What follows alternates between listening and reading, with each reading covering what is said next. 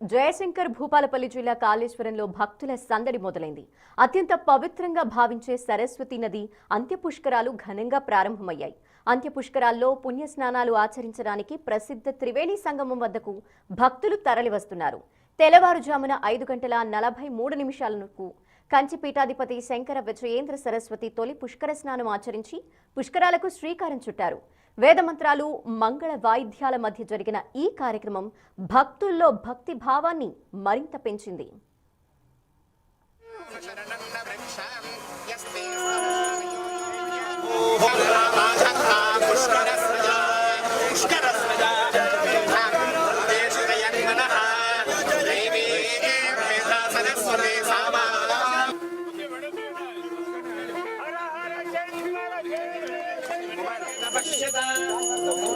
పుష్కరాల ప్రారంభ వేడుకల్లో మంత్రులు శ్రీధర్ బాబు, కొండా సురేఖతో పాటు పలువురు ప్రజాప్రతినిధులు, ఉన్నతాధికారులు పాల్గొన్నారు. త్రివేణి సంగమంలో పుణ్యస్నానాలు ఆచరించి ప్రత్యేక పూజలు నిర్వహించారు. ఆలయ ప్రాంగణం మొత్తం భక్తులతో కిక్కిరిసిపోయింది. హరహర మహాదేవ నినాదాలతో కాళేశ్వరం మారుమోగుతోంది.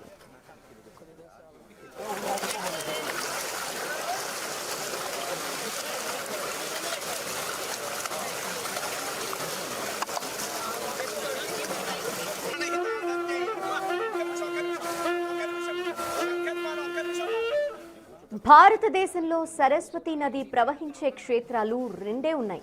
అందులో ఒకటి ఉత్తరప్రదేశ్లోని ప్రయాగ్రాజ్ కాగా రెండోది తెలంగాణలోని కాళేశ్వరం మాత్రమే. ప్రయాగ్రాజ్లో కుంభమేళా నిర్వహించడం ఆనవాయితీగా వస్తుండగా తెలంగాణ ప్రభుత్వం ఇక్కడ అంత్య పుష్కరాలకు అత్యంత ప్రాధాన్యతనిచ్చి ఘనంగా నిర్వహిస్తోంది.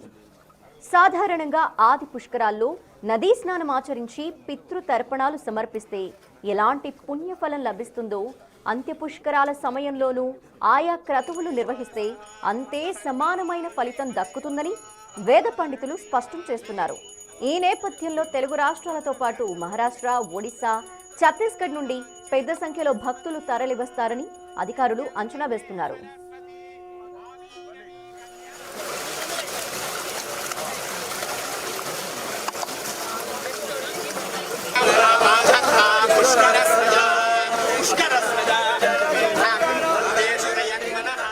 ప్రస్తుత వేసవి తీవ్రతని దృష్టిలో ఉంచుకుని భక్తులకు ఎలాంటి అసౌకర్యం కలగకుండా భారీ టెంట్లు, కూలర్లను ఏర్పాటు చేశారు.